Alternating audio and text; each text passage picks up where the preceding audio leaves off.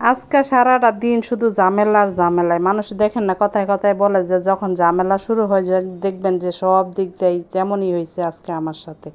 আজকে সকালতে নিয়ে এমনিতে কাজের প্রচণ্ড পেরেশানে, তারপরে বাজার আনছে, মুরগি কাটতে হয়েছে, অনেকগুলো মুরগি নিয়ে আসলো, মাসিক বাজার, বুঝতেই তো পাচ্ছেন মাসে শুরু।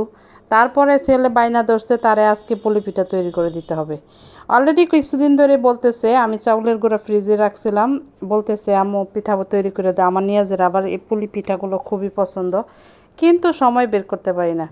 কি আর করব, করার কিছু নেই, ঝামেলা তো থাকবেই।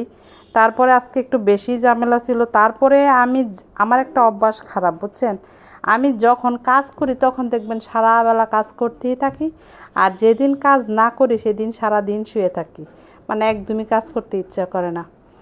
যাই হোক, সব কিছু করা শেষ করে এখন চলে আসলাম, কিন্তু আমি চাউলের গুঁড়াগুলো এখন একটু টেলে নিচ্ছি। আমি কিন্তু একদমই আটা যেভাবে দেখেন না রুটির জন্য আপনারা যেভাবে পানির মধ্যে দিয়ে গোলা তৈরি করেন, আমি কিন্তু ওইভাবে তৈরি করি না।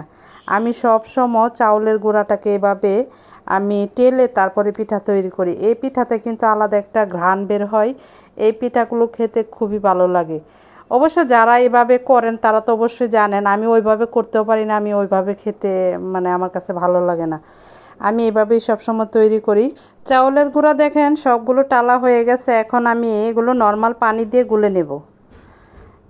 পরিমাণ মতো পানি দিয়ে, আর লবণটা কিন্তু আমি আগেই দিয়ে দিছি, এটা অফ ক্যামেরায় আপনাদেরকে দেখানো হয় নাই। লবণটা পরিমাণ মতো দিয়ে তারপরে এখানে পানি দিয়ে আমি এখন একটা গোলা তৈরি করতেছি পিঠার।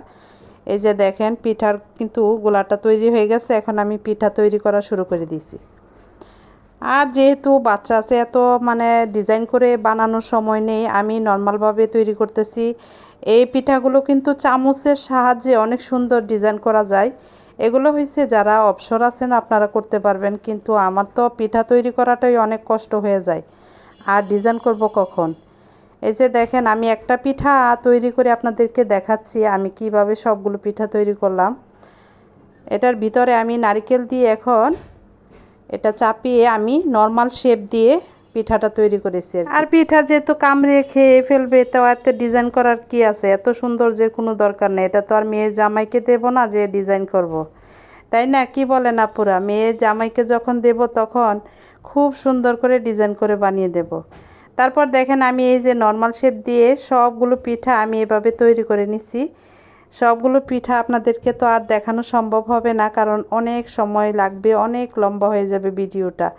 এভাবে দেখেন কত সুন্দর লাগছে পিঠাগুলো। তো আমার পিঠা কিন্তু বানানো অলরেডি সব শেষ হয়ে গেছে। এখন আমি পিঠাগুলো ভাপ দেব।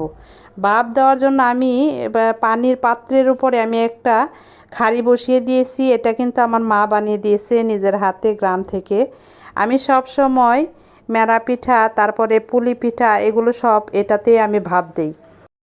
তারপর এভাবে আমি সবগুলো পিঠা এক এক করে দিয়ে আমি যতক্ষণ লাগে সিদ্ধ করতে ততক্ষণে আমি সিদ্ধ করে এই যে তৈরি করে নিলাম মজাদার নারিকেল পুলি। কেমন লাগছে আপনাদের কাছে অবশ্যই জানাবেন। সবাই ভালো থাকবেন। আসসালামু আলাইকুম।